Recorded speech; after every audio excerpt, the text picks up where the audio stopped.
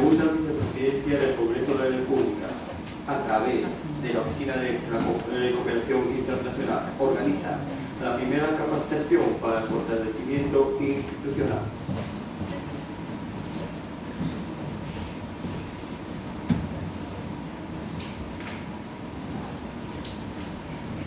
Damos la bienvenida a todos los presentes. En primer orden, tenemos las palabras iniciales de la ingeniera Karina Palacios Quincho.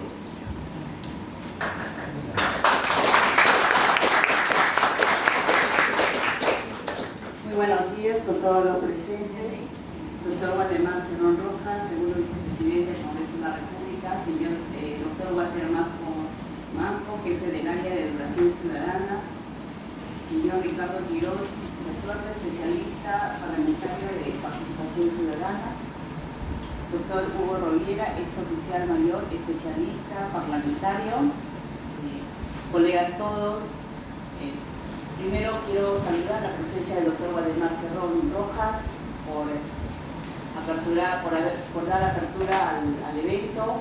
A su vez, agradecer la gentileza que tuvo el área de educación ciudadana para poder otorgarnos esta capacitación para el fortalecimiento de nuestras capacidades y poder desarrollarnos mejor dentro del Parlamento, que es el Congreso de la República.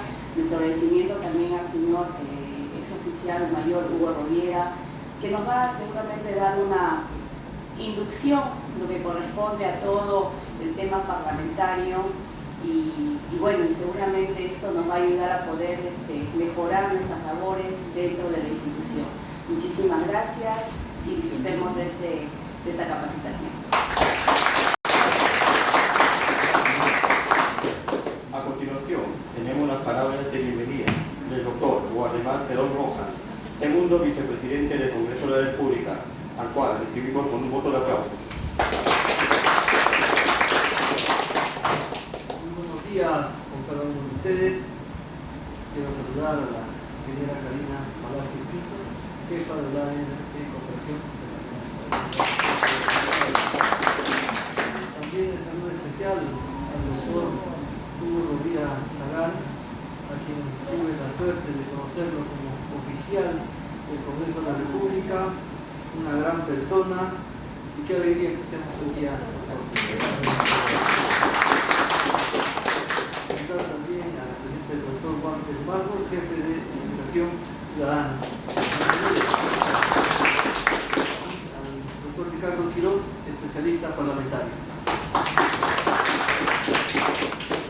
Y efectivamente, nosotros cuando hemos llegado al Congreso de la República, habíamos conocido algunos aspectos básicos de la práctica parlamentaria. En muchos casos hemos sido sorprendidos, hemos cometido errores y es para mejorar. No somos perfectos, pero necesitamos la mejora continua. Entonces, estos males que nos trae nuestra sociedad necesitan ser solucionados. Y qué mejor a través de la capacitación constante. Les felicito por estar presentes a ustedes para que podamos hacer el efecto multiplicador que llamamos en la educación, para poder trasladar los conocimientos y que nuestra práctica parlamentaria sea mejor. Y esa práctica mejorada sirve a la sociedad. Al margen de cualquier posición o decisión política que se haya tomado, nosotros debemos asumir una posición más integral, más abierta de conocimiento. Por eso quiero felicitar a la Oficina de Cooperación Internacional por la buena iniciativa y asegurar esta presentación del doctor Hugo Roliera Zagal, que tiene bastante experiencia. Quisiéramos contar siempre, además del conocimiento que tiene el doctor, tiene cualidades personales que no puedo dejar de mencionarlas para que nosotros podamos aprender. Por ejemplo, una de ellas es la amabilidad. Hasta en momentos difíciles de depresión, ¿no? Los congresistas a veces subimos y el que percute es el oficial mayor.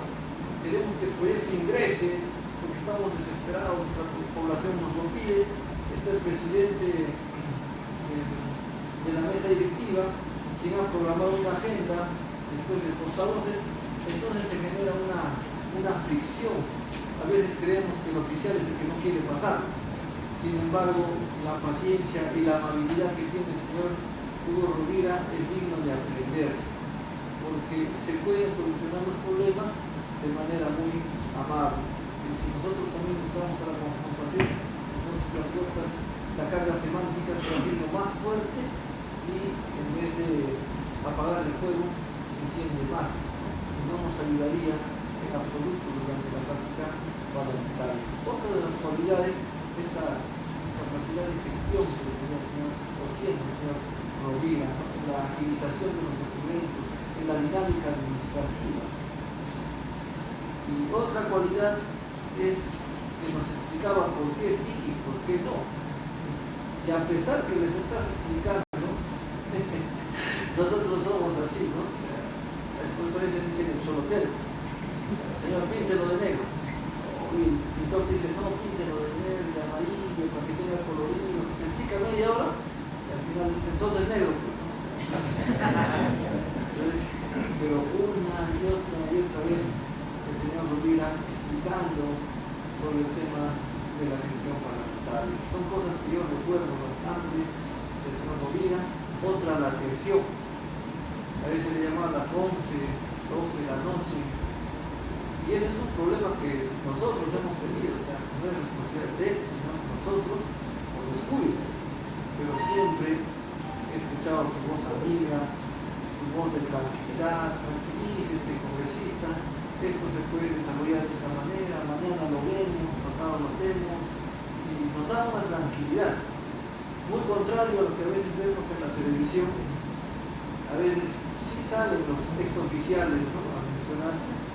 ¿Qué opina usted? Pues esto es una denuncia definitivamente para todos los trabajadores que han cometido este hierro en el Congreso. O sea, es la otra moneda, no la otra cara de la moneda. Y por eso es que después de esta capacitación, ustedes, nosotros vamos a tener la posibilidad de saber qué podemos hacer, qué debemos hacer y qué no debemos hacer dentro del Congreso de la República. Me acuerdo que el primer día que tuvimos la inducción como congresistas, lo primero que escuchamos es lo que no debemos hacer. Parecía una prisión, que no puedes realizar actividades que lindan contra la ética, contra la moral. Por ejemplo, bailar sobre una mesa. No puedes hacerlo, pero como persona que ya tiene una representación, la cosa cambia. Alguien puede ofender en la calle, usted no puede responder, golpearle, porque más tu parte es usar la imagen del Congreso de la República. ¿Con qué tiempo se deben presentar los documentos? ¿Qué es un proyecto de ley? ¿Cuánto demora el proceso? ¿Con cuántos votos se aprueba? ¿Qué hay? Lo último que pasó acerca de la reconsideración. Hay grupos parlamentarios que han perdido con 70 votos y a esos votos, a 70 votos, presentan una reconsideración. Y es lícito que un congresista pueda presentar una reconsideración, pero el tiempo está reglamentado. Yo creo que estamos aquí para aprender doctor Hugo Rovira, y aparte también tiene cualidades de actor, músico, que conoce bastante la prensa, hemos escuchado acá el coro de y eso indica que hay una gran sensibilidad detrás de los funcionarios del ser humano. Y cuando el ser humano antecede al funcionario, hay que más maravilloso. El día que el funcionario deja atrás al ser humano, es un poco difícil porque está valiendo por el cargo y no por el cargo. Sin más preámbulo, te agradezco bastante, señor Hugo Rovira, y a cada uno de ustedes por su presencia. Esperamos aprender hoy día, capacitarnos. Les pido a todo el auditorio, ojos, oídos, pregunten cuando tengan que preguntar. Más se aprende preguntando que anotando a veces. Muchas gracias, sean ustedes bienvenidos a esta capacitación de la práctica procesal.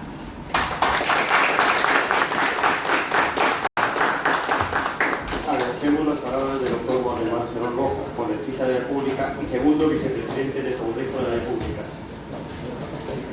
La Oficina de Cooperación Internacional ha organizado la capacitación para el fortalecimiento de las capacidades institucionales. Vamos a dar pase ya a la exposición, para lo cual pido al doctor Hugo Rodríguez un fuerte voto de aplausos.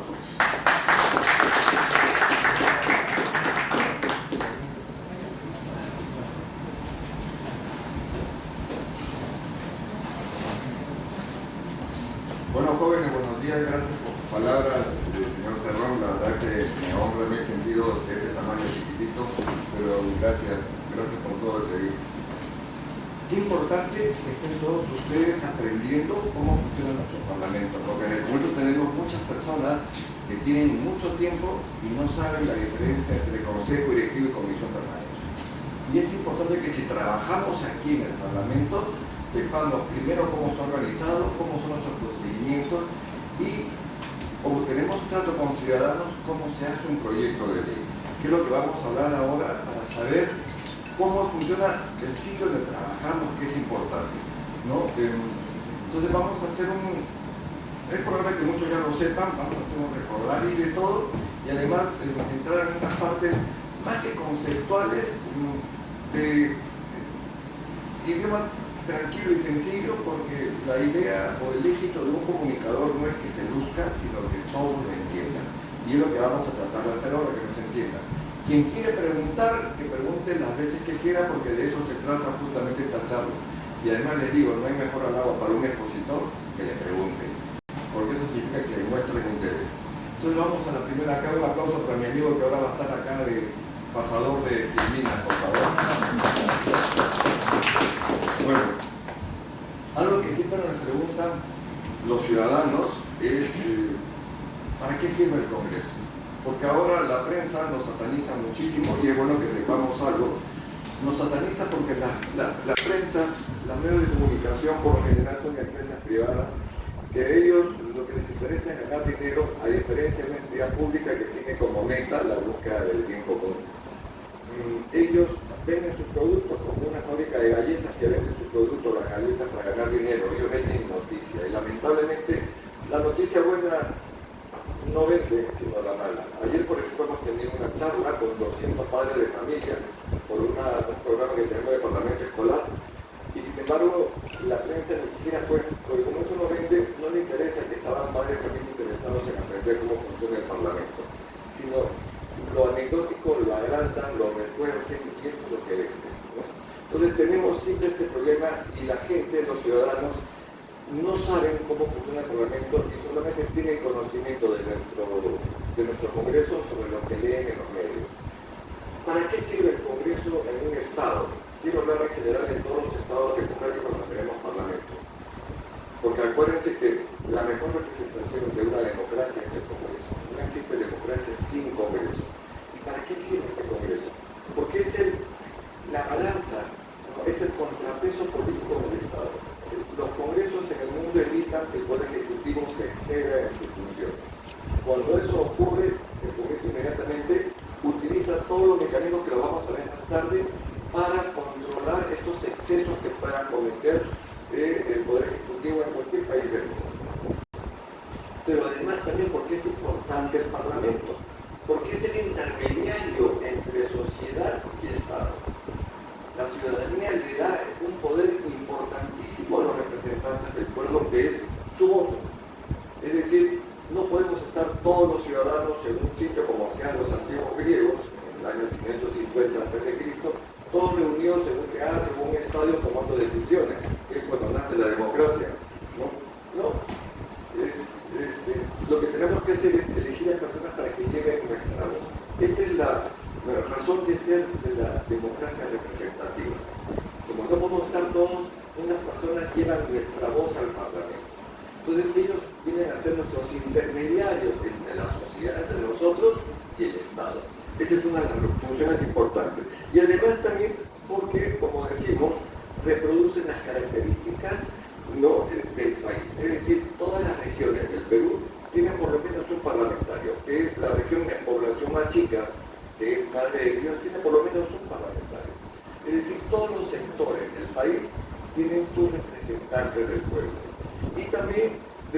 esto porque en el Congreso no es que todos sean abogados, los parlamentarios hay abogados, médicos, ingenieros, sindicalistas, comuneros, amas de casa, deportistas, artistas, son, como decimos, todas las sangres, ¿no? Cada ciudadano elige la persona por la que uno se siente realmente a gusto o que siente que va a llevar su voz al Parlamento. Pero además también permite la canalización de ideas y además ayudan a resolver los conflictos del país. ¿Cómo funciona esto de acá? Nosotros vemos siempre que cada vez que hay manifestaciones vienen al Congreso, inclusive hasta pedir aumentos de sueldo, cuando eso no es tarea del Parlamento. ¿Por qué lo hacen en el Congreso y siempre están todas las manifestaciones casi diario al frente del Parlamento? Porque justamente nuestros representantes son los intermediarios. Miren la importancia que tiene el Parlamento en un Estado. Los intermediarios entre sociedad y Estado. Para eso elegimos representantes, para que nos representen, nos ayuden a resolver nuestros conflictos, ¿no? Y además es la garantía de un sistema democrático. Como yo les decía, no hay democracia sin Congreso. Vamos a la siguiente, por favor. Ahora, algo que tenemos que tener claro, las funciones principales del Congreso que la ciudadanía confunde. La ciudadanía confunde las funciones del Poder Ejecutivo con las del Congreso. Por eso que los congresos en el mundo, el Perú no está exento, tiene una aceptación tan baja, inclusive el Congreso alemán, que es uno de los más grandes o más perfectos, digamos, del mundo, tiene una aceptación entre 13 y 15% de la población. ¿Y por qué? Porque la ciudadanía le echa la culpa al Parlamento de la ausencia de un servicio público, cuando eso no es función del Parlamento, sino del Poder Ejecutivo o los gobiernos locales y regionales. Entonces, tengamos claro siempre cuáles son las funciones, las únicas funciones que tiene el Parlamento. La más importante, la de representación. No solamente lleva nuestra voz al Congreso, sino además también nos escuchan. Y el escuchar a la ciudadanía, nosotros tenemos la semana de representación, es que ellos recogen las inquietudes de la ciudadanía y la trasladan a documentos parlamentarios que pueden ser pedidos de información o gestiones. Esto que les digo es para que nos ayuden, así como decía el señor Cerrón, a hacer una voz multiplicadora de conocimientos hacia primero nuestro entorno familiar y después nuestros amigos. Porque dentro de esta función de representación están las gestiones en los ministerios. Eso no es un delito, como lo distorsionan los medios de comunicación, cierta prensa distorsiona esto de acá. Es un delito cobrar por la gestión, ahí sí estamos mal, pero las gestiones que hacen los congresistas ante el Poder Ejecutivo, gobiernos regionales y locales, es constante porque, acuérdense, son los intermediarios entre sociedad y Estado.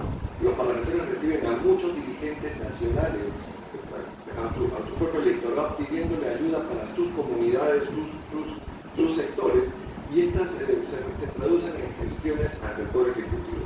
Pero cuando no se puede resolver estas gestiones a través del Poder Ejecutivo, muchas veces se hacen a través de la ley, y ahí viene la segunda función del Parlamento, que es la función de legislación, que los proyectos ayudan a resolver problemas generales de carácter nacional, pero se hacen a través de decisiones colegiadas, es decir, decisiones a través del voto.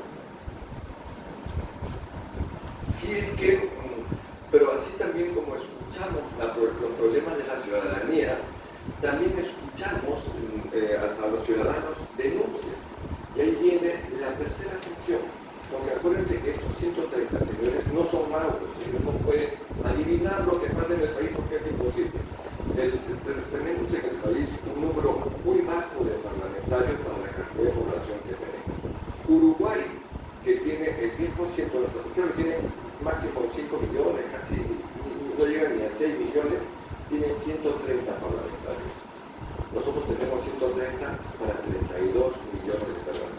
Entonces, como se dan cuenta, la representación es complicada y es imposible poder tener conocimiento de todo. Por eso la ciudadanía tiene que ayudar a hacer un mejor trabajo a los parlamentarios, comentándoles sus problemáticas y también ayudándolos a hacer denuncias. Por eso existe la tercera función del Parlamento, de todos los parlamentos, además no solamente del peruano, que es la función de fiscalización y control político. Es decir, la supervisión del buen uso de los recursos públicos y además de las buenas gestiones políticas y administrativas que tenga que hacer el Estado en general. Y para eso es que el Congreso utiliza un montón de mecanismos para poder controlar a que estas funciones se hagan de acuerdo a la Constitución y la ley. Después vamos a hablar de cada una de estas funciones de manera progresiva cuando nos toque hablar sobre los procedimientos parlamentarios. Y luego tenemos las funciones especiales, es decir, el poder que tiene el Congreso de decidir la suerte de ciertos funcionarios, es decir, de elegir a funcionarios o designar y ratificar a otros. Y acá tenemos dos órganos del Parlamento importantes, que es el Pleno y la Comisión Permanente. ¿Okay? El Pleno elige, la Comisión Permanente designa y ratifica. ¿Okay? Nos vamos a la siguiente, por favor. Y esto es importante saberlo porque vamos a un clic. Ahí está. Nos lo pregunta toda la población. Y a mí me encanta jugar con el auditorio cuando estamos en conferencias, porque siempre pregunto cuáles son los requisitos que se necesitan para ser congresista. Y esto está determinado en el segundo párrafo del artículo 90 de nuestra Constitución. Es decir, ¿qué nos dice nuestra Constitución? ¿Qué tenemos que hacer para ser congresista? Primero, ser peruano de nacimiento. Segundo, tener como mínimo 25 años de edad. Tercero, gozar del derecho de sufragio. Ahí nos quedamos un ratito. Estos son los requisitos que establece la Constitución. Peruano de nacimiento, 25 años como mínimo y no estar preso para poder ejercer el derecho de sufragio. Algo muchísimo. Nosotros ponemos este cuarto requisito porque es obligatorio. No lo dice la Constitución.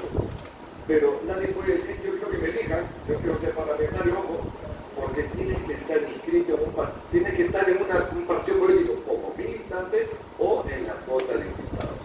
¿Qué significa esto? Que si no estás en una lista, no puedes participar como parlamentario. Y a mí me encanta jugar con la población porque siempre digo, ¿quiénes están a favor de estos requisitos? Y solo levantan la mano 3 o 4. Ayer hemos tenido un auditorio de 200 personas y solo levantaron la mano 6 personas a favor. Y el resto, todo lo demás en contra. ¿Y cuál es la razón de ser de que nuestra Constitución y las demás constituciones del mundo, salvo la brasileña, ponen estos requisitos? ¿Por qué? La brasileña dice que tiene que tener por lo menos 5 de media. Todos los demás, estos requisitos. Porque la democracia está compuesta por valores. Y son 9 valores. Yo solo te voy a hablar de 3. Igualdad, libertad y tolerancia. ¿Quién nos dice la igualdad?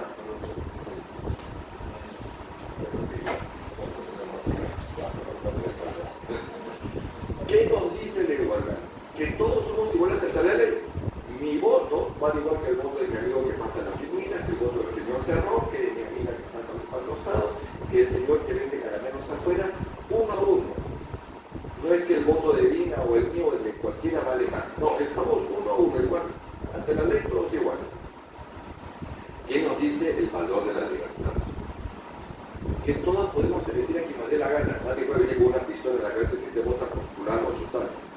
Pero también yo puedo decir, oigan, elíjanme a mí. Claro, siempre y cuando estemos en un partido político.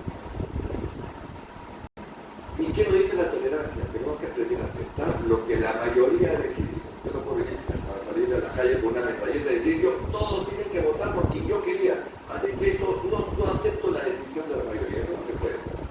¿Okay? Ahora, paréntesis.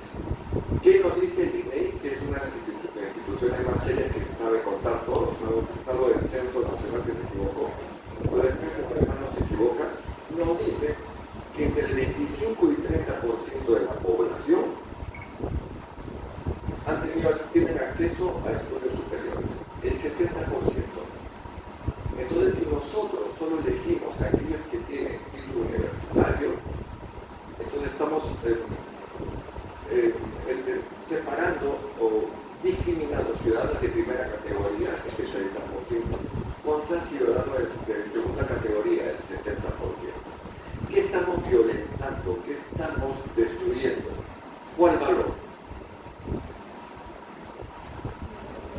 La igualdad, el más importante de la igualdad. Ojo chicos, yo voy a hacer preguntas, me gusta la interacción con todos. La igualdad que es el valor más importante.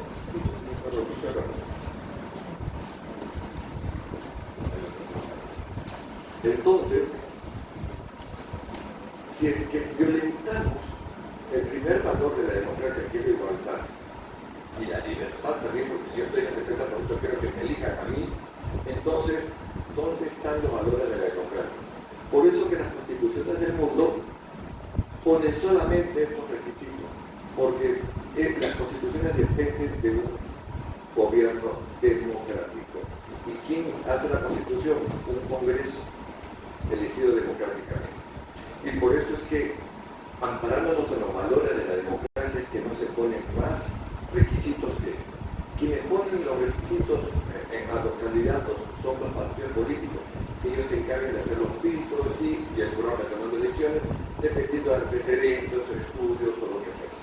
Entonces, pero la Constitución no puede poner más requisitos que eso. Así que quiero que nos ayuden a que la población sepa por qué solamente se ponen estos requisitos y no otros. Porque también no se trata de muchos cartón o muchos títulos, porque también sabemos que hay personas que tienen una carretilla de títulos y no saben escribir ni siquiera un verbo, ¿no?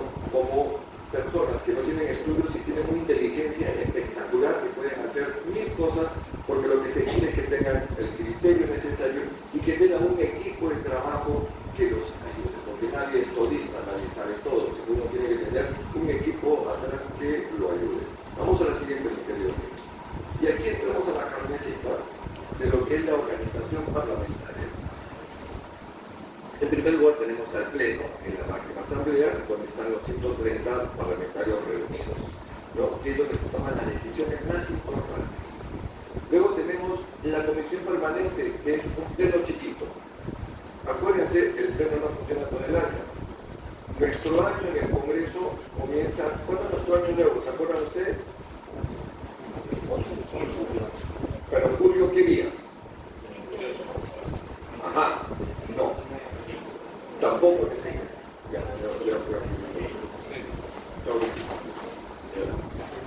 Ellos ya me han escuchado tantas veces que ahorita me van a notar si me van a escuchar.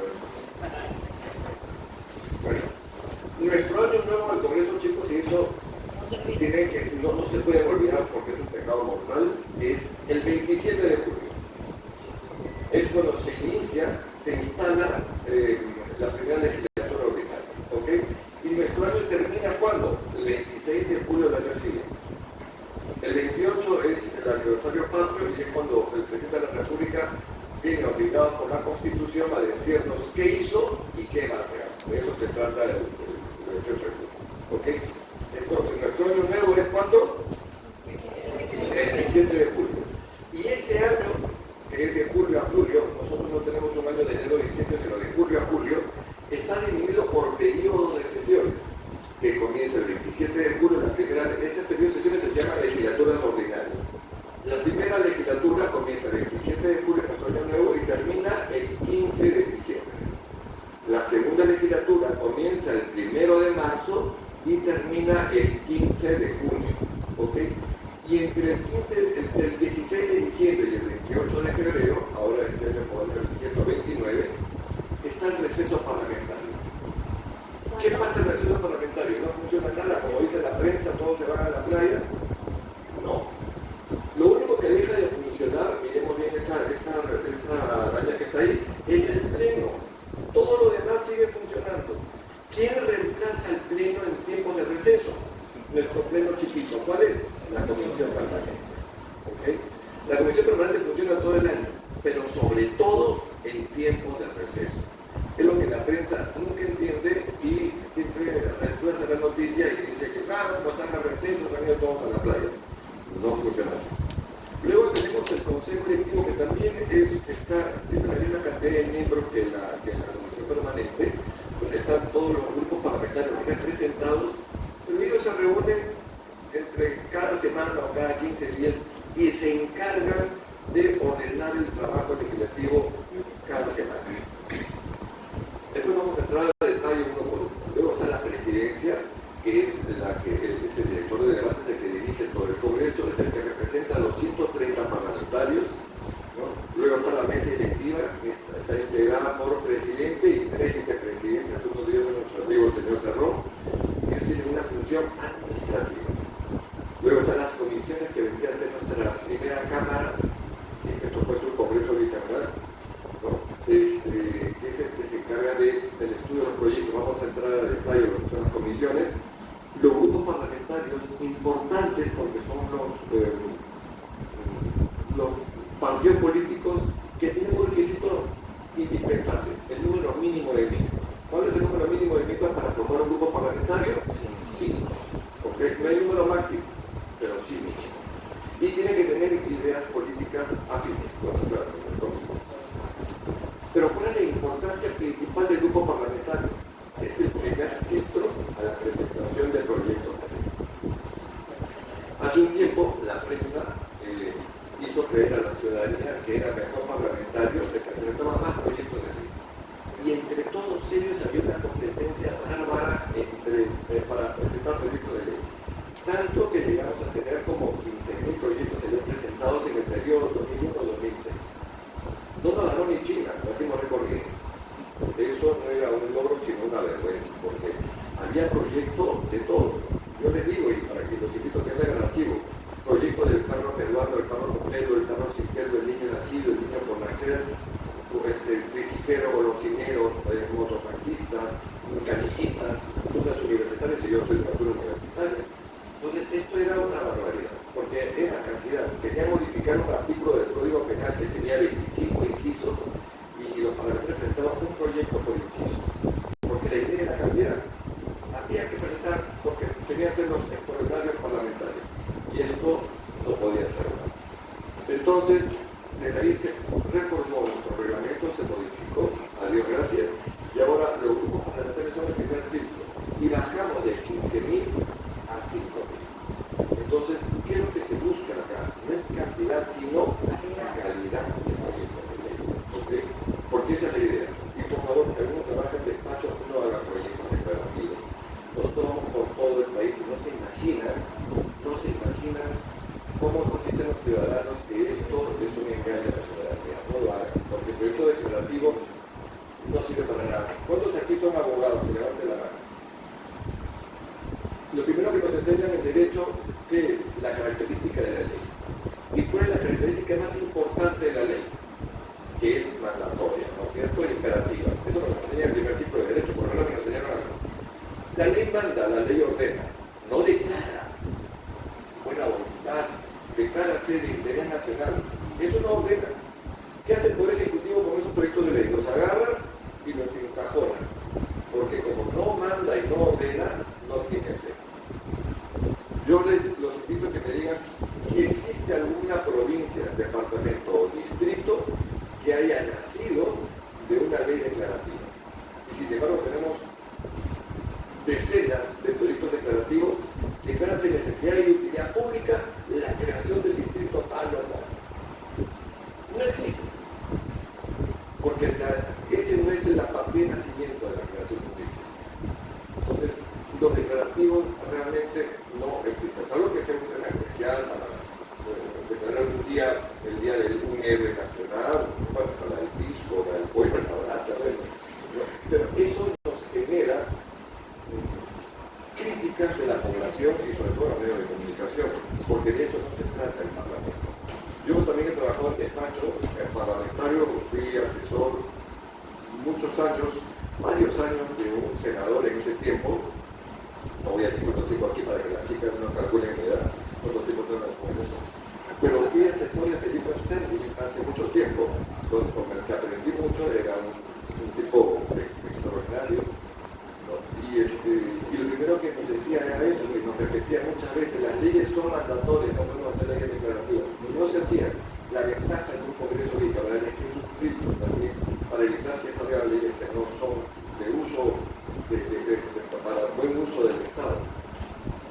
Es imposible que un abogado pueda aprenderse todas las leyes que hay ahorita en nuestro sistema jurídico, hay 32.000 leyes. A ver, colegas, se saben por lo menos 1.000. Es imposible, humanamente no se puede. Es una barbaridad. Entonces no es un tema de cantidad, sino de calidad. Pocas que ayuden y no muchas que confundan. ¿Okay? Y luego tenemos otro órgano, el último, que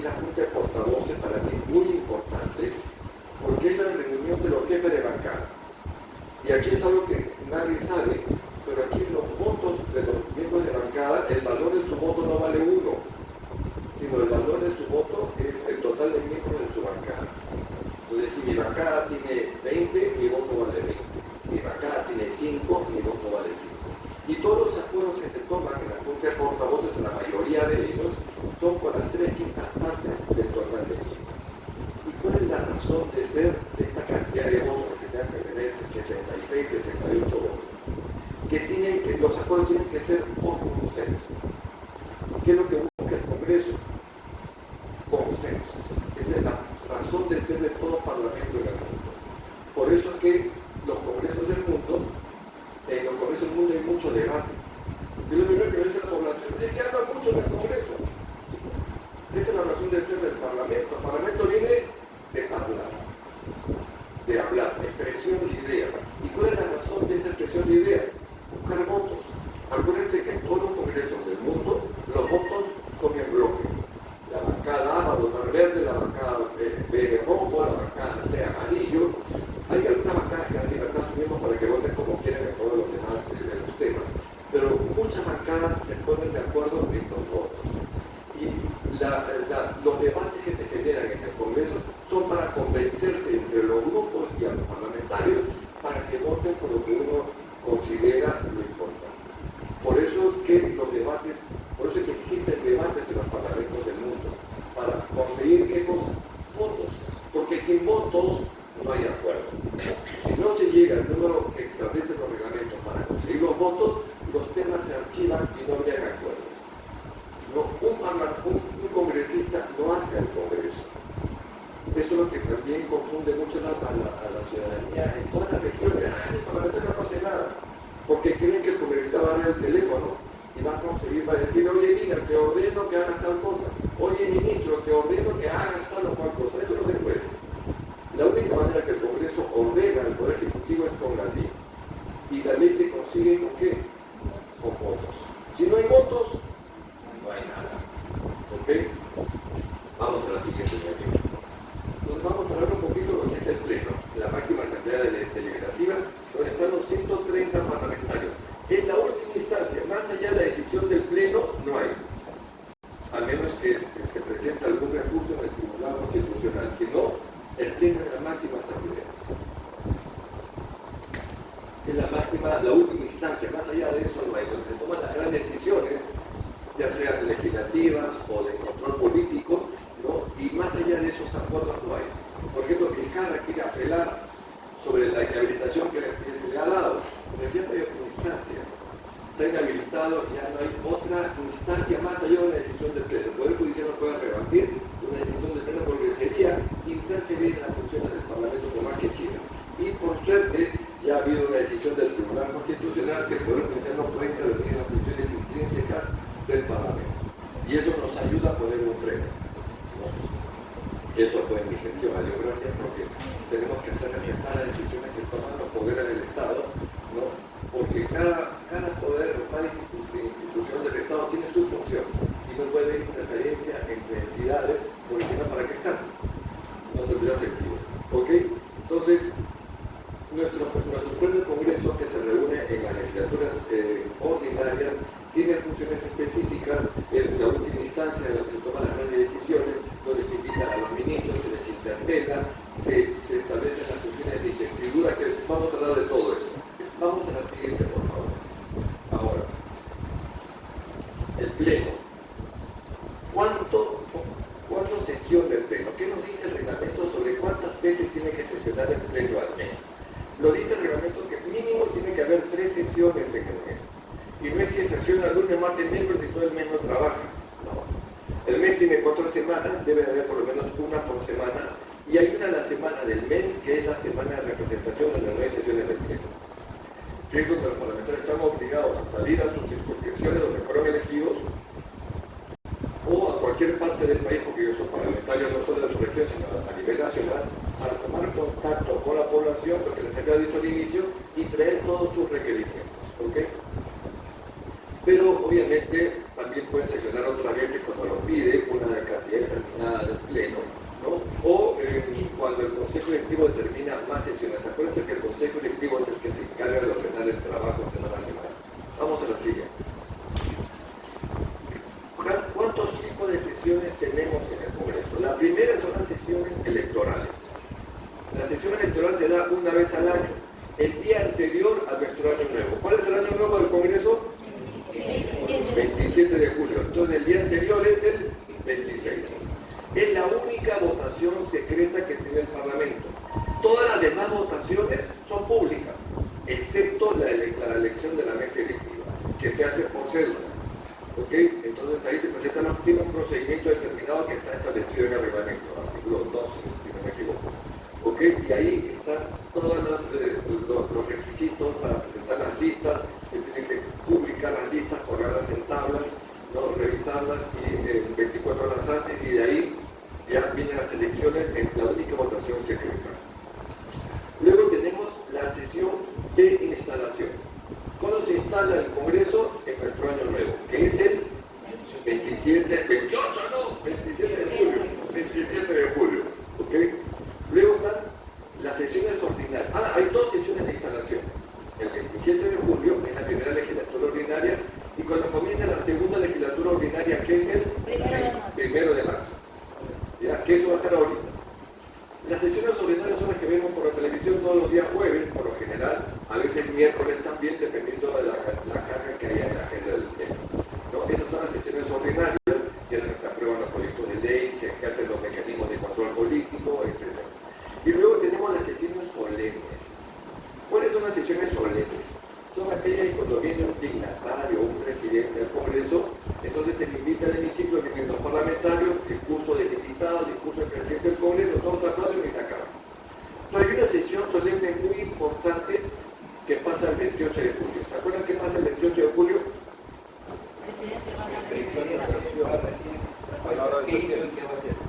Ya, ¿y cómo se llama eso? Mensaje. Mensaje. Eso quería escuchar. No es mensaje a la nación. Es mensaje al Congreso, como lo dice la Constitución. Mensaje a la nación lo hace el presidente en cualquier momento del año, en el Cerro San Cristóbal, en su cama, en el Palacio de Gobierno, en la Plaza de Armas, en cualquier sitio con cadena nacional. Eso es un mensaje a la nación. Mensaje al Congreso es solo cada 28 de julio, como lo obliga la Constitución, para que nos diga al presidente qué hizo y qué va a hacer. De eso trata el mensaje al Congreso. Es decir, el presidente de la República viene a los representantes del pueblo a decirles lo que hizo y lo que va a hacer. Por eso se dice que el Congreso es el primer poder del Estado. ¿Okay? Porque no solamente viene el presidente de la República, también vienen los ministros. El primer gabinete viene acá a decirnos qué van a hacer. Nos plantea su plan de gobierno. Y también aquí jura el presidente de la República y los vicepresidentes. Los parlamentarios no van a Palacio a jurar el cargo. No. Viene el presidente acá a jurar el cargo, se arrodilla ante los congresistas y ante el crucifijo y dice: juro el cargo de presidente. ¿Okay? Por eso se dice que este es el primer poder del Estado, porque también el Congreso es el que nos controla. Entonces, nuestra sesión solemne es esta. Aquí el mensaje al Congreso del presidente es un acto protocolar. En otros parlamentos del mundo, como los europeos, es un mecanismo de control político, porque esto también genera votos. Y luego están las sesiones extraordinarias, que es la que quiere hacer una bancada para verlo de la Junta Nacional de Justicia. Cuando estamos en receso, se convocan legislaturas ordinarias para ver un tema fijo, uno o dos temas fijos, agenda fija, que pueden ser convocadas o por el presidente de la República, como agenda fija, o por una cantidad determinada de parlamentarios. ¿Cuántos parlamentarios nos dice el reglamento? Las 3/5 partes del número legal. ¿Cuál es el número legal del miembro del Congreso? 130. Entonces las 3/5 partes es 78.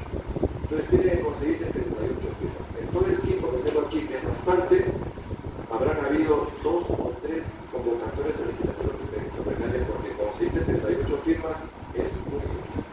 Hasta ahora no las consiguen, por lo tanto no puede haber legislaturas ordinarias para ver el tema de la Junta Nacional de Justicia. ¿Se dan cuenta? Entonces, esto es así. Vamos a la siguiente ley. Nos vamos a la comisión permanente. Este pleno chiquito que tenemos, ¿no?, que tiene funciones específicas. ¿Qué cosa hace la comisión permanente? Solamente se encarga de designar. El pleno elige a funcionarios del Estado, la comisión permanente no elige. ¿A quiénes elige el pleno? A los magistrados del Tribunal Constitucional, al defensor del pueblo y a 3 directores de los 7 que tiene el BCR. El BCR tiene 7 directores. 4 los elige el presidente de la República y entre otros 4 el presidente del BCR.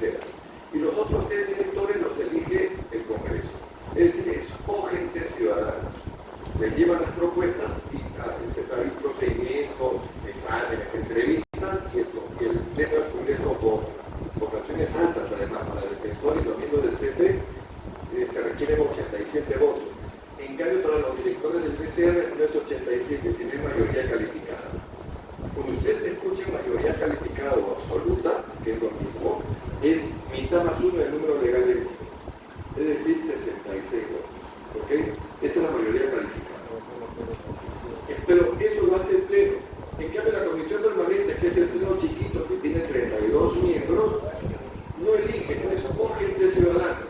El presidente de la República le envía el candidato a la Comisión Permanente y la Comisión Permanente, luego de una evaluación, designa a quienes, al Contralor General de la República, que ya toca, creo que dentro de poco le toca a Nelson el cambio, y ratifica los nombramientos del presidente del BCR, que está dentro de esos 4 que elige el presidente, y al superintendente de bancas y seguros y AFP. ¿Ok? Además, también la Comisión Permanente, cuando el Pleno está en receso, o sea, en estos tiempos, puede aprobar créditos suplementarios, transferencias de partida y habilitaciones de partida. Solo cuando está en receso. Cuando estamos en Pleno, eso no lo ve la Permanente, eso lo tiene que ver el Pleno del Congreso. Pero además también la Comisión Permanente, cuando el Pleno le delega ese poder de aprobar leyes, puede aprobar algunos proyectos de ley que lo está haciendo. Es decir, cuando hubo receso parlamentario, el Pleno del Congreso le delegó facultades. El único que aprueba el proyecto de ley es el Pleno del Congreso.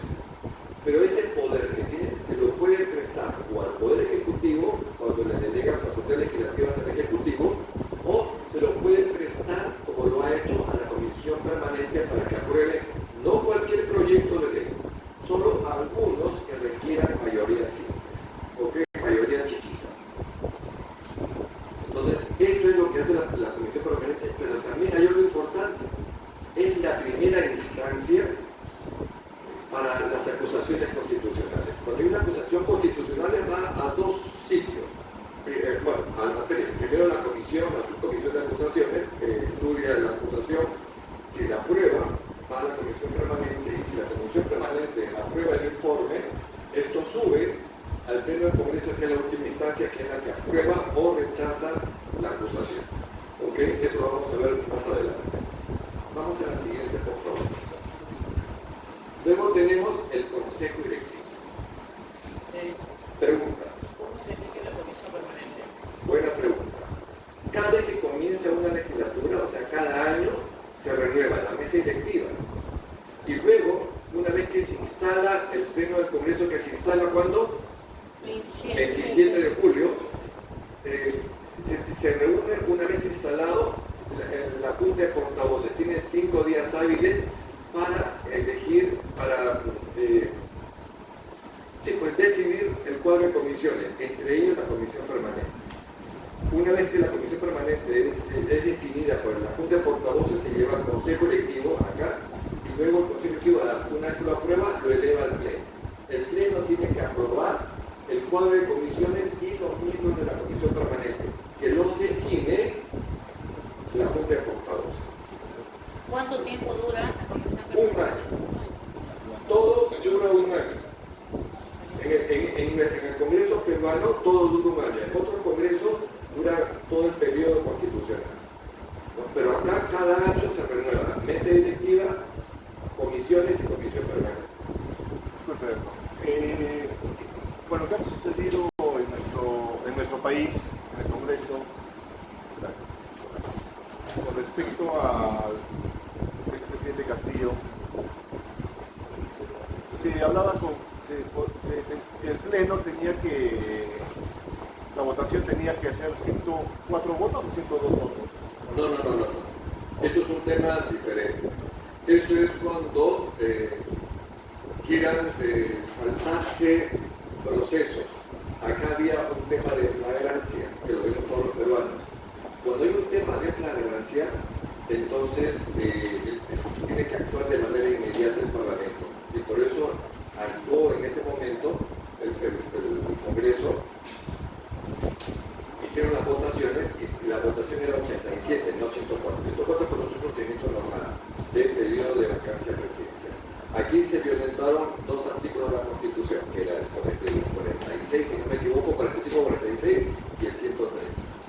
¿No? Entonces, actúa con la votación que se requiere para la vacancia, que es 87 votos. Cuando está el procedimiento normal de un pedido de vacancia y se quieren acortar los días, que también se ha hecho alguna vez, se hizo con PPK, entonces ahí la votación se hace para acortarlo, en el caso de los días que tiene que venir el presidente a hacer su descargo, ¿no? y ahí se requieren los 104 votos. Acá no había pedido de descargo, aquí había flagrancia, y la flagrancia, y por eso se votó ese pedido por este tema de flagrancia. Era un procedimiento diferente. Pero muy buena pregunta, muy buena pregunta. No hay mucha duda con respecto a... Sí, pero es lo que es. Y la mayoría del pleno así lo decidió. Claro. Yo no estaba en ese momento ahí, estaba en participación ciudadana. Pero al actuar la flagrancia de esa manera, se puede hacer cosas. Que ya ha pasado también antiguamente temas de flagrancia con parlamentarios. ¿Okay? Ahora, el Consejo Electivo, que son también 32 miembros, igual que la Comisión Permanente, no los mismos miembros, no necesariamente los mismos miembros. ¿Okay? A los miembros del Consejo Electivo se les llaman directivos portavoces. Al de la Junta de Portavoces se le llama portavoz, que es el jefe de bancada, o portavoz suplente cuando tiene el otro, que lo reemplaza. En cambio, en el Consejo Electivo se les llama directivos portavoces. Y tienen funciones específicas. Primero, ellos ordenan el trabajo legislativo cada semana o cada 15 días, dependiendo de cuándo tipo de sesión. ¿Cuál es la función principal del Consejo Electivo? Es hacer la agenda.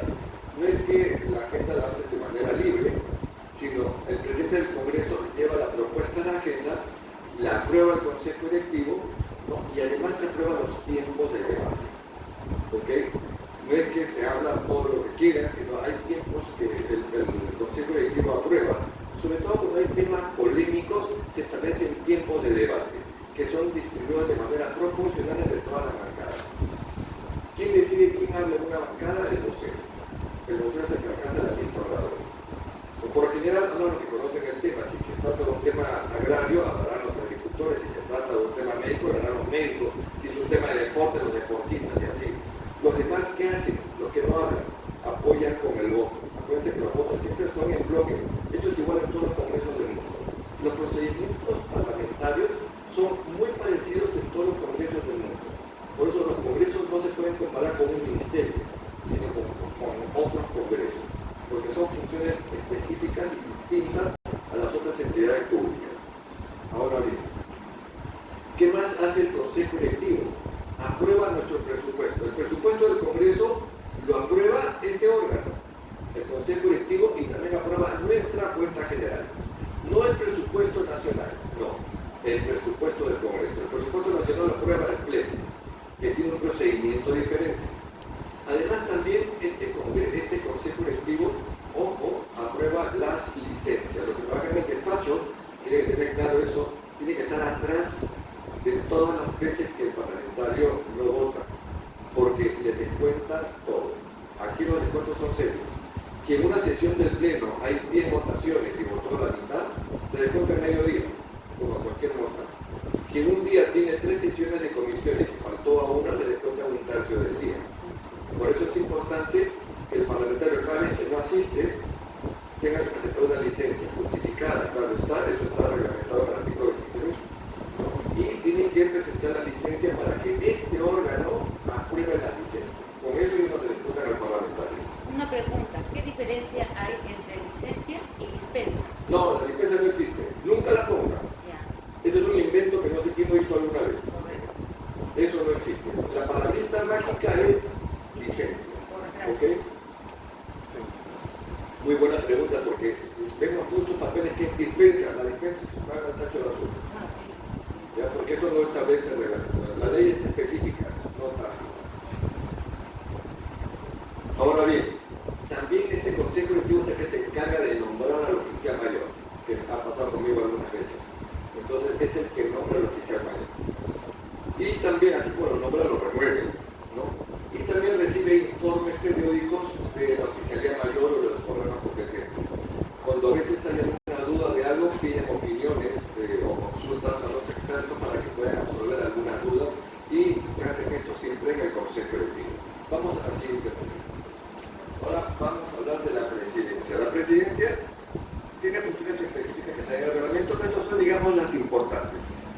estar siempre presente en las sesiones del Pleno, Comisión Permanente, Consejo Directivo, Junta de Portavoces. Cuando no está, lo reemplaza uno de los vices, ¿no? Pero tiene que estar siempre uno de ellos. No puede haber sesión si no están ellos, si no, no hay sesión, ¿no? Ellos garantizan con su presencia, porque además son los directores del debate. Luego, bueno, tengo el reglamento jurídico y firma con uno de los vicepresidentes la autógrafa de ley. ¿Qué es la autógrafa de ley? Que parece una palabra esotérica. Es casi la ley. Es el proyecto o el dictamen que aprueba el Pleno del Congreso con las modificaciones aprobadas, que se transcriben en un papel especial y lo firma el presidente del Congreso como el primer vicepresidente, y eso es lo que se envía a Palacio de Gobierno para que luego, si lo promulga el presidente, se convierta en ley. Eso lo vamos a ver en un ratito, ¿ok? Que es el documento más importante que aprueba el Congreso. Y también este presidente del Congreso es el que lleva el borrador de agenda al Consejo Directivo para que la apruebe. Cuando a veces el Consejo Directivo no está en funciones, también a veces lo hace la Junta de Portavoces. ¿Ok? Vamos a la siguiente. La mesa directiva tiene una función administrativa, se encarga de la dirección administrativa del Parlamento. ¿Ok? Igual garantiza por su presencia las sesiones del Pleno, Consejo Directivo, Comisión Permanente y Junta de Portavoces. Ellos siempre tienen que estar. Ojo, la Junta de Portavoces, el presidente y los vicepresidentes no votan, solamente votan los jefes de bancada, los portavoces. ¿Por qué? Porque ya cada jefe de bancada lleva el voto de los miembros de la mesa, porque cada miembro de la mesa pertenece a una bancada. Entonces, el valor del voto del vocero es el total de miembros de su bancada, donde ya están los miembros de la mesa. El presidente solamente dirige el debate, no vota en la Junta de Portavoces. ¿Okay? Bueno, además también los miembros de la mesa directiva coordinan con los voceros, por ejemplo, las listas de oradores. Ellos son los que reciben la lista de oradores y que la pasan al presidente. Y representan al Congreso en todos los actos protocolares. Por eso los vicepresidentes paran en 1000 asuntos, porque el presidente no puede estar en todo. Entonces, los 4 representan al Congreso en todos los actos protocolares. Vamos a la siguiente.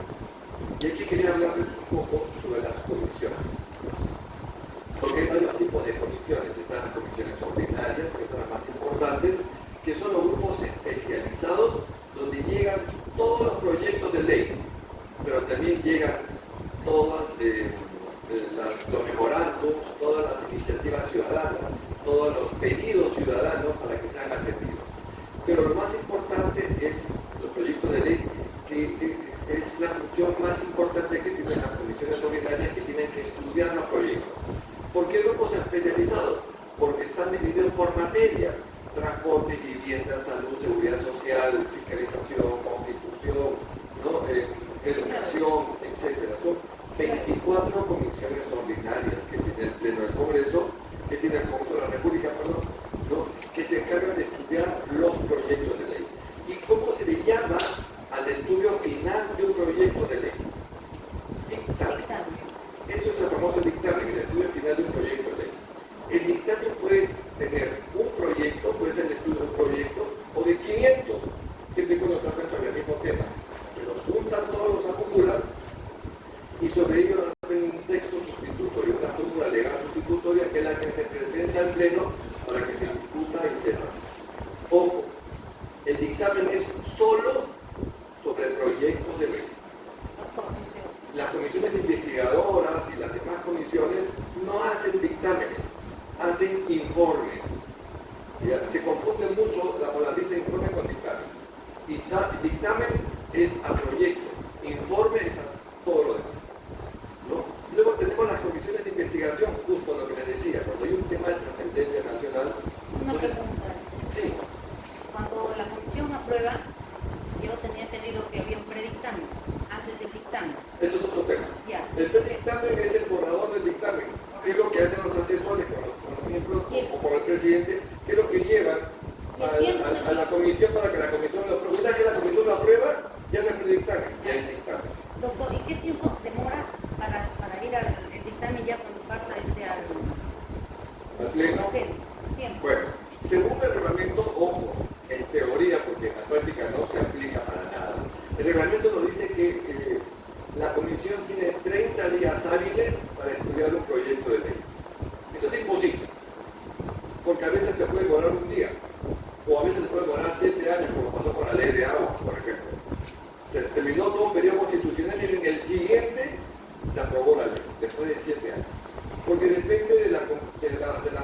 complejidad del proyecto, si es un proyecto demasiado técnico, entre que se piden opiniones, van y vienen, puede demorar, ¿no? En teoría es 30 días hábiles y si no cumple con el 30 tienen que pedir 15 días hábiles más al Consejo Directivo. Esto en la práctica no se puede dar, este artículo de reglamento deberían eliminarlo o modificarlo, ¿no? Porque si el tema es complejo no puede ser tan rápido, ¿ok? Pero este plazo, y cuando pasa la comisión emite su dictamen, que todavía esto lo vamos a ver aparte del procedimiento, lo tiene que publicar. Ahora después tendremos ahí, no con más ansias, no con más ansias. Okay. Bueno, las comisiones investigadoras son cuando hay un tema de trascendencia nacional, ¿no? Los parlamentarios presentan una moción de orden del día para que se cree una comisión investigadora para estudiar, investigar ese hecho. Y tiene plazo fijo. La comisión ordinaria dura los 5 años. Cada año lo que se cambia son los miembros. Pero el trámite, el estudio dura 5 años. No es que cada año se archivan los temas, no. Pero duran los 5 años. Cuando se acaba el periodo constitucional, todo lo que no se aprobó va al archivo. Absolutamente todo. Mira, en cambio, la comisión investigadora sí tiene plazo. Puede ser 30, 60, 90, 120 días. Dependiendo de lo que el pleno decida. ¿Ok?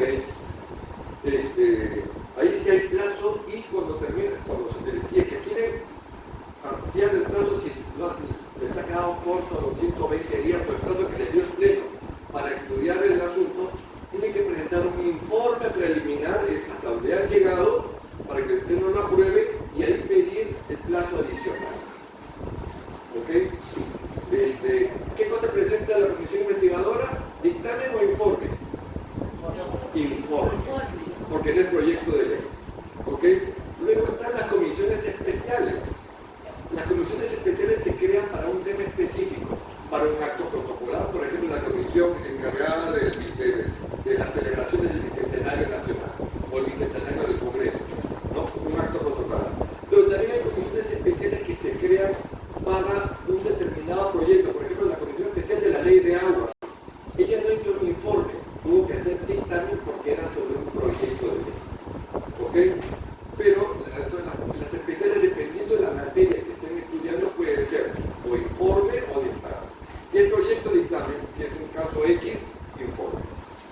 Y también tienen plazo. Tienen plazo. Luego está la Comisión de Ética Parlamentaria. Comisión tan, bueno, siempre cuestionada por la prensa, que se encarga del control y la supervisión de qué? Del comportamiento de los parlamentarios. ¿Basados en qué? En el Código de Ética Parlamentaria. ¿Okay? Si un parlamentario comete una falta, puede ser sancionado desde una amonestación hasta un plazo máximo de 120. Sí, estoy al borde de la hipotermia. Un poquito, no tan bajo. No solamente no lo apague, sino un poquito menos que yo. Sí, ya me voy a poner las uñas moradas. Bueno, a ver chicos, ¿cómo están por ahí? ¿Están el congelamiento? ¿Están bien? Estamos frescos, no sean malos. Está bien. Ya. Después lo volvemos a subir, si es que hace calor. Ustedes dicen. Acá estamos comiendo antes. Han dicho que preguntaron. Entienden, después yo estoy mayor.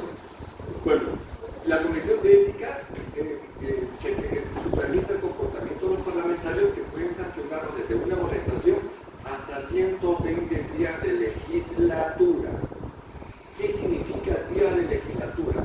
Que solo están sancionados en legislaturas ordinarias. Por ejemplo, si a un parlamentario X lo han sancionado 90 días y su sanción comenzó el 1 de diciembre, entonces tiene los 15 días de diciembre, porque la legislatura se acabó el 15, de ahí regresan, están suspendidos esos 90 días, se va a su casa, no cobra sueldo ni nada, su personal no, él se va y no le pagan un centavo, le quitan sus derechos de parlamentario temporalmente. En este caso serían los 15 días de diciembre.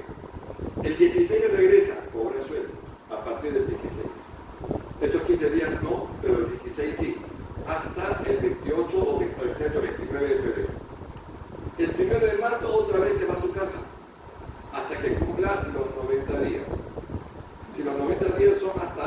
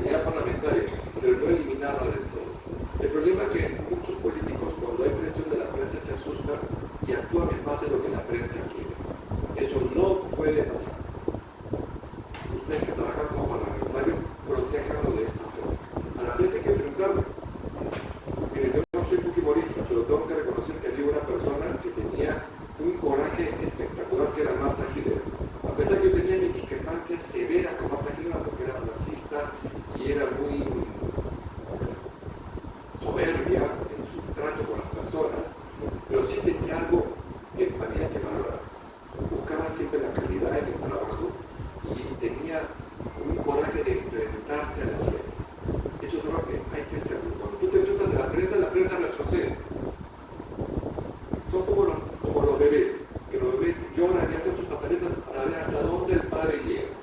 Si tú pones límites, el niño también tiene sus límites. Pero si tú le das un cheque en blanco, el niño se va hasta el codo, ¿no? Todo tiene que tener límites y hay que aprender a ponerle límites a la prensa. No hay que tenerle miedo a la prensa. Entonces, eliminar la inmunidad ya no la tiene. Entonces, esta comisión ya no funciona. Y ahora ellos están expuestos a lo que sea, para que los detengan por quitarle estas partes. Y luego está una comisión importante que es la subcomisión de acusaciones constitucionales. Esta parte es la más larga de la exposición porque nos plantea, digamos, cómo está organizado el Congreso por dentro, que es importante que nosotros que trabajamos acá sepamos cómo funciona nuestro Parlamento. ¿Okay? Esta subcomisión de acusaciones constitucionales se encarga de recibir las acusaciones que hacen la ciudadanía o los parlamentarios a ciertos funcionarios del Estado. ¿Quiénes son estos funcionarios que están sujetos al antejuicio, que tienen esta prerrogativa al antejuicio político? Lo voy a decir en orden de jerarquía. En primer lugar está el presidente de la República. En segundo lugar, los congresistas. Nunca los congresistas, después que los ministros. Primero los congresistas, después los ministros, en tercer lugar. Luego están los magistrados del Tribunal Constitucional, los magistrados de la Corte Suprema, los fiscales supremos, el defensor del pueblo, los miembros de la Junta Nacional de Justicia y, por último, el Contralor General de la República. Estos nuevos funcionarios son los que están sujetos a acusaciones constitucionales. La acusación llega al Congreso, el Congreso la deriva a esta subcomisión. ¿Por qué se le llama subcomisión? Porque depende de la comisión permanente. La comisión permanente es una comisión permanente que está todo el tiempo. Entonces, esta comisión elige a una subcomisión. Dentro de la comisión, una subcomisión. Y los miembros de esta subcomisión tienen que ser miembros de la comisión permanente. Deberían de ser titulares, pero ya aprobó el Congreso la comisión permanente que podrían ser también suplentes porque hay grupos parlamentarios que tienen solo como miembros y ya no pueden partir por pedazos a sus parlamentarios, pero tampoco en todas las comisiones. Entonces, dijeron que también podían ser los accesitarios de la comisión permanente, en casos específicos. Entonces, ellos son los que reciben las acusaciones. Y si es que la comisión, luego de una investigación que tiene todo un proceso detallado en el artículo 89 del reglamento, acusa, lo eleva a la comisión permanente. La comisión permanente recibe el informe, no dictamen, el informe de esta subcomisión, ¿no? Que tiene un ponente que la sustenta y vota a la comisión permanente. Si la comisión permanente acusa, la comisión permanente elige a un ponente ante el pleno. En el pleno, he hecho un resumen del procedimiento porque es muy engorroso. Acuérdense que los abogados nos encanta complicar las cosas. Y luego, una vez que la comisión permanente elige a su ponente, el ponente va al pleno, sustenta la acusación y hay un debate y si es que obviamente viene el acusado, se defiende, se va, no entra al debate el acusado, solamente expone su defensa por un tiempo determinado. De ahí hay debate de los parlamentarios y los parlamentarios votan. Si el Congreso acusa, entonces, dependiendo del tipo de acusación, eleva la acusación a la Corte Suprema o a la Fiscalía de la Nación para que realice la investigación. Los Congresos acusan sobre indicios probados, porque nosotros no somos poder judicial. Quien investiga y ya sanciona penalmente es el Poder Judicial, no el Congreso. Eso suele ser. Pero lo que sí puede hacer el Congreso es una sanción política, que es la inhabilitación, desde un año hasta 10. ¿Ok? ¿Ves? Ya estabas con tos y me querías pasar y yo quiero trabajar. Entonces, así funciona este juicio político también llamado acusación constitucional. Vamos a la siguiente. Los grupos parlamentarios, como les decía, importantes porque son los primeros filtros, es el primer filtro que hay para los parlamentarios en la presentación de proyectos de ley. Si quieren después, como está en esta computadora grabado, pueden grábalo y te lo pones a todos, las ponencias también, no me molesta que tengan mi ponencia porque es bueno que todas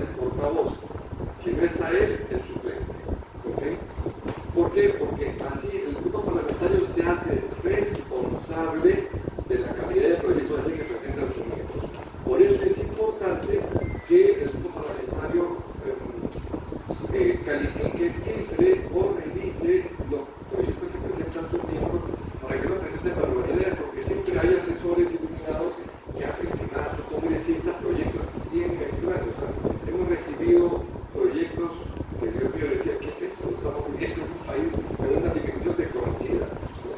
Entonces, siempre por eso la bancada tienen que evaluar, porque la bancada es responsable de la calidad de proyectos que presentan sus miembros. También es importante porque los grupos parlamentarios se encargan de la distribución de los tiempos de debate para los miembros, de la distribución de las actas, de las agendas. Entonces, se supone que los grupos parlamentarios se reúnen antes de cada sesión del pleno para que se pongan de acuerdo cómo van a votar, porque cada bancada tiene un interés determinado que esa bancada considera la mejor para el país, y sobre eso debaten, discuten y votan. Entonces, esas decisiones las toman en los grupos parlamentarios. Vamos a la siguiente.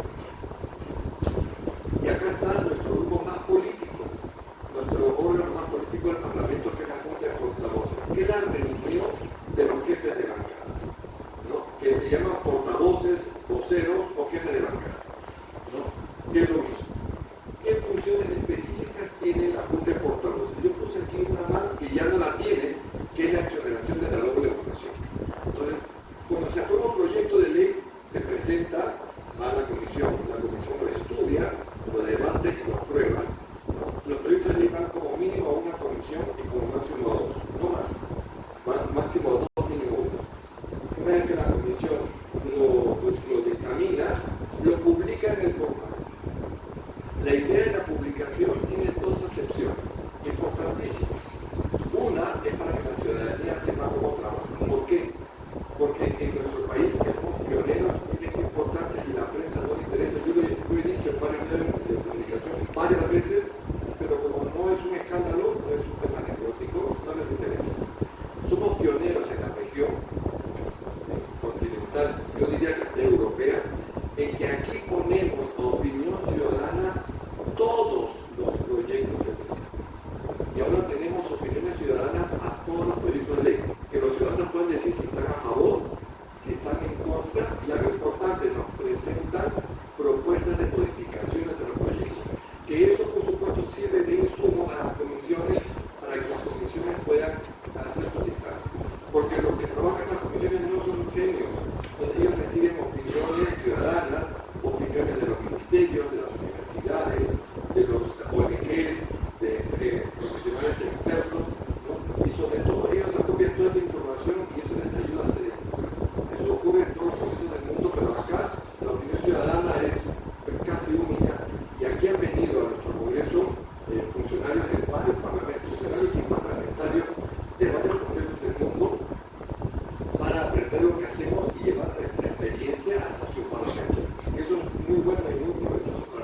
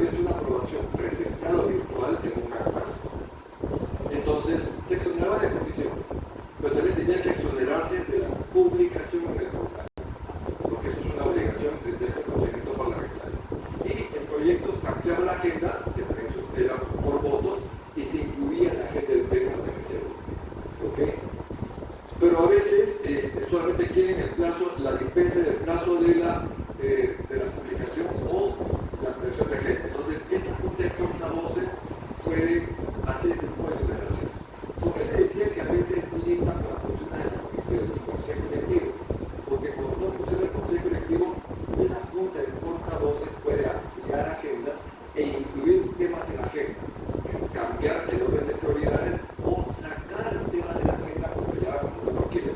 Entonces, la Junta de Portavoces puede ayudar o a equiparar funciones con el Consejo Directivo. También esta Junta de Portavoces, lo que me preguntaron por ahí, hace cuadro de comisiones, entre ellas la comisión permanente, ¿okay? Que lo aprueba portavoces, lo mandan al Consejo Directivo y después eso se eleva al Pleno para que usted lo apruebe. Siempre tiene que aprobar el Pleno, ¿no? Y esas son las funciones que tiene. También puede cambiar ciertas reglas de debate, porque este es el grupo más político de esto. Por ejemplo, si se acuerdan, si el reglamento dice que para el debate de la ley del presupuesto o de la investidura va a ser 2 horas, la Junta de Portavoces puede decidir que en vez de 2 sea mejor 4 horas. Entonces se aprueba ese tipo de debate y eso es lo que se eleva al Parlamento. Entonces, por eso, y además la Junta de Portavoces se reúne en cualquier momento. Puede reunirse una vez a la semana o durante la sesión del Pleno. Ustedes han visto en el Pleno cuando a veces se quieren sacar los ojos entre todos y el presidente dice, se supone de sesión, si no a portavoces, es porque justamente portavoces, que son los jefes de bancada, se reúnen en la sala más amplia y ahí acuerdan participar a sus fieles para que estén más tranquilos, sobre todo los ciudadanos. Y empieza así, además lo decimos de manera coloquial adentro, porque una cosa es, y esto ocurre en todos los congresos, yo he tenido oportunidad de ir a varios congresos del mundo, y esto ocurre. Los parlamentarios actúan de una forma cuando están en las cámaras de televisión y actúan de otra cuando estamos en una sesión secreta y no hay cámaras. Es espectacular eso. Sí, claro. No voy a entrar en detalles, pero los dejo sin imaginación. Toman su cafecito juntos. ¿Cómo? Toman su cafecito juntos. Sí, bueno, pero así funciona. Es que también la política tiene una dosis de actuación, porque la política está compuesta por acuerdos, conversaciones, negociaciones y gestos. Y esos gestos, esas actitudes son las que uno ve, por ejemplo, y la actuación es parte de esos gestos donde están en el pleno, ¿no? Entonces a veces los pleitos, las cosas son de una manera para que se vean las discusiones y a veces cuando yo estoy en cámara, por ejemplo, esto fue lo primero que me llamó la atención cuando yo recién estaba ingresé al Congreso, era muy jovencito, en mi primera sesión en el Senado fue una pelea brutal entre 2 senadores que hasta se metaron la madre. Y cuando terminó la sesión, yo dije, estos se van a golpes. Terminó la sesión, se fueron las prensas, y digo, oye hermano, te a mi casa a comer ya, anda con tu mujer ya, ahí nos vemos. Y se fueron abrazados. No lo podía hacer eso. Entonces ahí me dijeron, bienvenido al mundo político. Y ahí aprendí a entender cómo funciona la cosa. Justamente lo que decía el señor Sarro, que tenía corazón de las cosas, pero no tenía el conocimiento completo y por eso perdieron varias oportunidades de cosas por no saber cómo funcionaba este juego político. Es así. Y así funciona en todos los países del mundo. Este es parte del juego de la democracia y de la política. ¿Okay? Entonces, portavoces se encargan de ponerse de acuerdo en estas reglas, en estos gestos, o cuando hay un laberinto en el Parlamento, se juntan todos para ponerse de acuerdo en esta discrepancia y de ahí cada uno va a participar a su grupo para que todo fluya realmente en paz. Vamos a la siguiente. Ahora nos vamos al siguiente tema, que es, esto ya es más rápido, así que no se asusten. Si quieren, podemos tener un receso de 2 minutos y medio, si quieren alguna pregunta, o continuamos. Yo... Continuamos. Acá, vamos.